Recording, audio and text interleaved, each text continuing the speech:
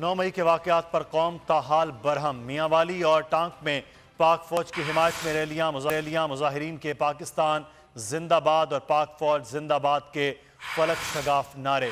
मुजाहिरीन का 9 मई वाकयात में मुलव्विस अफराद के खिलाफ सख्त कार्रवाई का मुतालबा। इंतजार था ना, चलो इस बार वो करते हैं जो इससे पहले किया ही नहीं। किस्मत की आंखों में आंखें डाल के जीतना होगा। सब में है शेर जैसी राह, जर्रा जर्रा भी हर कंटेस्टेंट को लगेगा पहाड़। लड़खड़ाना नहीं है, खोल दो अपने पंख अगर आसमान छूना है। अबे लग रहा है ये सब पहले भी कहीं सुना है। एंटरटेनमेंट की गारंटी जनाब, क्योंकि यहाँ खेलोगे कूदोगे तो बनोगे नवाब। खुश रहो पाकिस्तान।